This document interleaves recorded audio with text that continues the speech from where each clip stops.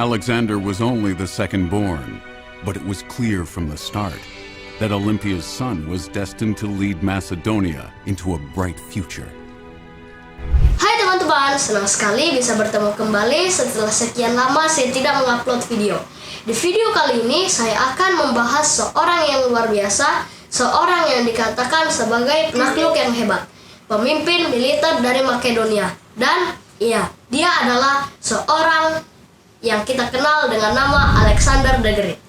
Tapi sebelum mendengar kisahnya, jangan lupa untuk like dan subscribe agar channel ini bisa terus bertumbuh, dan yang pasti subscribe itu gratis. Begitu ya teman-teman. Oke, kalau sudah subscribe, kita lanjut kembali. Alexander Agung, atau bahasa Inggrisnya Alexander the Great, dilahirkan di kota Pella, Yunani dari pasangan Raja Makedonia yang bernama Raja Philip II dan ibunya Ratu Olympias, seorang putri dari Epirus. Beberapa hari menjelang kelahiran Alexander, ditandai dengan petir yang menyambar di atas kuil Efesus dan sampai-sampai mengakibatkan kebakaran di dalam istana Makedonia. Dan karena ini bukanlah hal yang biasa, maka Raja Philip memanggil seorang peramal dari Mesir yang bernama Arixtandos, yang mana dalam mimpinya Raja Philip itu bermimpi kalau sang raja ini meletakkan sebuah segel yang berlambang singa, dan segel tersebut diletakkan di atas perut ratu yang lagi mengandung bayi Alexander ini. Dan ternyata mimpi raja ini terjadi bukan hanya sekali saja, tapi dikatakan dimimpikan berkali-kali oleh sang raja. Bukan hanya raja, ternyata ratu juga bermimpi ada petir yang menyambar perut ratu, di mana sang ratu lagi mengandung anak yang kelak akan bernama Alexander. Seram juga ya mimpinya. Dan jawaban dari peramal mimpi ini yang bernama Arixtandos ini adalah segel yang berlambang singa itu berarti kelak anak dari raja ini akan memiliki sifat dan karakter seperti singa, kuat dan berkemauan keras. Dan mimpi ratu bahwa perut atau kandungannya disambar oleh petir, artinya kelak anak mereka akan menjadi orang yang membakar peradaban dunia ini dan akan menjadi orang yang berkuasa atas dua dunia. Dan pada tahun 356 sebelum Masehi, di kota Pella, Yunani, lahirlah dari pasangan Raja Philip II dan Ratu Olympias seorang yang bernama Alexandros Philippou Makedonon yang kita kenal sebagai Alexander III. Aristoteles adalah guru dari Alexander III. Siapa Aristoteles? Nanti akan kita bahas di video-video berikutnya ya. Dalam pendidikannya, Alexander dikatakan sebagai murid yang sangat cemerlang di segala bidang. Tidak hanya pandai dalam menggunakan panah dan pedang, Alexander juga ahli dalam strategi perang. Bahkan Alexander mampu menaklukkan kuda Bucephalus, bahkan menjadikan tunggangannya. Kuda Bucephalus adalah kuda yang kuat dan kuda terliar yang ada di Makedonia. Walaupun saat ingin berperang, Alexander belum diizinkan untuk ikut berperang, baik oleh ayahnya Raja Philip II ataupun dari gurunya Aristoteles. Dan karena memaksa, akhirnya pada tahun 340 sebelum Masehi, atau ketika Alexander berumur 16 tahun, dia diangkat sebagai wali raja. Kemudian setelah menjadi wali raja, di usia yang baru 16 tahun, tanpa sepengetahuan ayahnya, Raja Philip II, Alexander menyerang suku-suku Tracia yang berada di bagian utara Makedonia dan mengganti nama kotanya menjadi kota Alexandropolis. Dan perang sungguhan dari Alexander bersama ayahnya, Raja Philip II, adalah ketika tahun 338 sebelum Masehi, ketika Makedonia menyerang Athena dan Thebe, yang walaupun Raja Philip hampir saja terbunuh, namun pada akhirnya pertempuran ini dimenangkan oleh Raja Philip dan pasukannya, dan membuat Thebe dan Yunani harus tunduk kepada Makedonia. Karena sangat mengasihi ibunya, Alexander pernah ribut dengan ayahnya Raja Philip II. Ketika ayahnya akan mengangkat seorang putri yang bernama Putri Cleopatra untuk menjadi istrinya yang ke-9, Dan karena itu, Alexander harus pergi bersama dengan beberapa jenderalnya ke kota Epirus, kota kelahiran ibunya Ratu Olympias. Tapi tak lama setelah kepergian Alexander, Raja Philip akhirnya memanggil Alexander kembali untuk pulang ke Makedonia. Dan tak lama setelah kedatangan kembali Alexander ke Makedonia, Raja Philip yang juga adalah ayahnya Alexander ini akhirnya meninggal karena dibunuh oleh pengawalnya sendiri yang bernama Pausanias. Demikian juga putri Cleopatra, istri dari Raja Philip yang baru. Walaupun isu yang berkembang bahwa Alexander terlibat dalam kematian ayahnya dan juga putri Cleopatra, namun faktanya adalah Alexander adalah orang yang paling berduka atau paling sedih dengan kematian ayahnya. Karena kematian ayahnya, di usia yang ke-20 tahun, Alexander diangkat menjadi Raja Makedonia dan bergelar Alexander III. Setelah diangkat menjadi Raja Makedonia, hari-hari Alexander III dipenuhi dengan peperangan dan penaklukan di setiap daerah. Kerajaan Makedonia semakin luas dan Alexander selalu berperang bersama beberapa jenderal kepercayaannya, yaitu Parmenon, Cassander, dan Antigonus.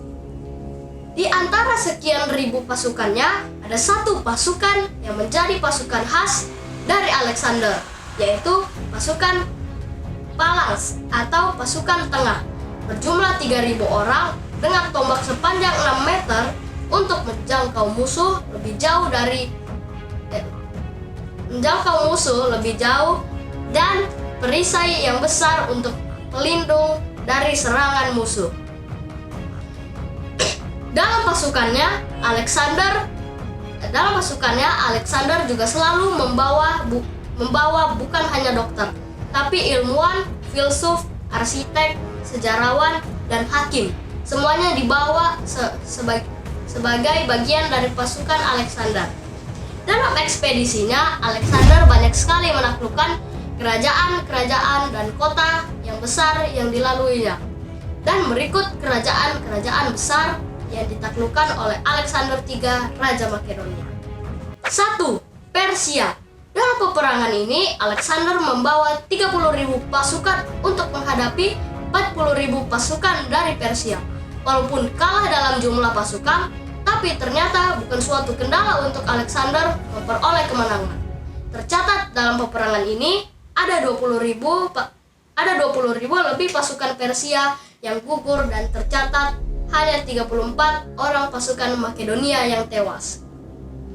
Wah, ternyata selain hebat dalam bertempur, tentara Makedonia pimpinan Alexander juga hebat dalam bertahan, sehingga sangat sedikit pasukan dari Makedonia yang gugur dalam perang ini. Yang kedua, Iran.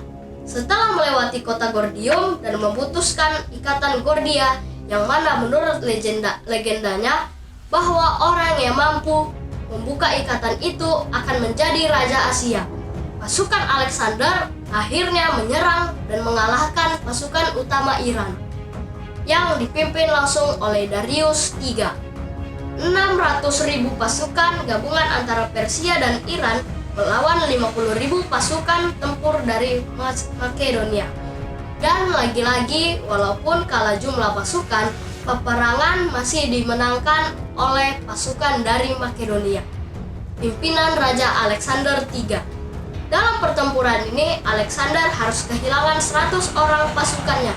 Tapi di pihak musuh, ada 10.000 tentara kavaleri yang gugur. Sedangkan Raja Darius sendiri kabur ya teman-teman. Yang ketiga, Suriah dan pesisirnya. Setelah mengalahkan Iran, kemudian ekspedisi berlanjut ke Gaza. Di Gaza ada satu kota yang menolak Alexander ketika dia mau berkunjung ke kuil Hercules, yaitu kota Tyre. Dan karena posisi benteng yang sulit untuk dijangkau, karena harus menyeberangi sungai, butuh waktu 7 bulan bagi Alexander III dan pasukannya untuk bisa mengalahkan kota Tyre. Dan karena amarah dari Alexander ini, 7.000 orang dibunuh, 2.000 orang disalibkan, dan menjual 30.000 orang lainnya sebagai budak. Yang keempat, Mesir. Mesir adalah kota berikutnya yang diduduki oleh Alexander. Di Mesir ini juga Alexander dianggap sebagai dewa Parao, yaitu dewa pembebas bangsa Mesir. Dan di Mesir ini juga dia mendapat informasi yang sangat menyenangkan hatinya dan seorang peramal yang bernama Amasis bahwa Alexander adalah anak dari dewa Zeus. Yang kelima, Babilonia dan Asyria. Jadi seperti cerita Hercules ya teman-teman, punya darah dewa Zeus. Kalian ada yang keturunan dewa juga gak sih? Kembali menghadapi pasukan Raja Darius di dekat sungai Efrat dan Tigris. Dengan 70.000 pasukan Makedonia menghadapi 1 juta pasukan Darius dan sekutunya. Dan walaupun tentara Makedonia, pasukan Alexander kehilangan 20.000 pasukannya. Tapi pasukan Darius dan sekutunya kehilangan 4.000 kavaleri, 300.000 infanteri, dan 115 gajah. Dan pada akhirnya kembali kemenangan diraih oleh pasukan Alexander dan kembali Raja Darius harus melarikan diri dari pertempuran ini. Dan dengan jatuhnya Babilonia, Alexander menobatkan dirinya sebagai Raja Asia. Yang keenam, India. Penjelajahan Alexander kemudian berlanjut lagi ke India. Di India, Alexander menghadapi pasukan dari Raja India yang bernama Porus.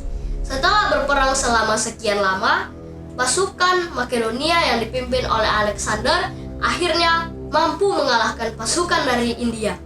Dan dalam pertempuran itu juga, sahabat dari Alexander ini, Bucephalus, yang adalah kuda yang selama ini menjadi sahabatnya harus mati. Dan karena kesedihan ini juga, Alexander menamakan kota di India dengan nama Bucephalia. Dan setelah mengalahkan India, Alexander dan pasukannya akhirnya memutuskan untuk pulang ke Makedonia. Dan saat minum-minum anggur, Alexander jatuh sakit dan tidak sadarkan diri selama 10 hari. Karena merasa khawatir akan penerus kerajaannya, seorang jenderalnya bertanya siapa yang akan menggantikannya sebagai raja. Dan jawaban Alexander adalah kepada yang terkuat. Dan kalimat kepada yang terkuat adalah kalimat terakhir yang diucapkan oleh Alexander sebelum meninggal. Alexander tidak memiliki pewaris untuk kerajaannya. Kasian sekali ya. Istri dan anaknya dibunuh dan kerajaan dibagi-bagi oleh para jenderalnya. Semasa hidupnya, Alexander menaklukkan wilayah sejauh 8.000 km dari Yunani sampai India dan membangun 70 kota baru dan 15 kota diantaranya bernama Alexandria. Sejak itu, kebudayaan dan ilmu pengetahuan Yunani menyebar dan menjadi akar dari berbagai bahasa, budaya lokal, seni dan sistem pemerintahan, perekonomian, militer, dan ilmu pengetahuan yang ada di seluruh dunia hingga saat ini. Alexander III, Raja Makedonia, telah diakui sebagai seorang pondasi dunia modern. Karenanya dia dijuluki Alexander the Great atau Alexander Agung. Sampai di sini ya video kali ini tentang kisah dari Alexander the Great atau dalam bahasa Indonesianya Alexander Agung, Raja Makedonia Yunani yang sangat terkenal. Kalau ada saran tokoh yang perlu untuk dibahas, silahkan komen di bawah ya. Jangan lupa like dan subscribe. See you!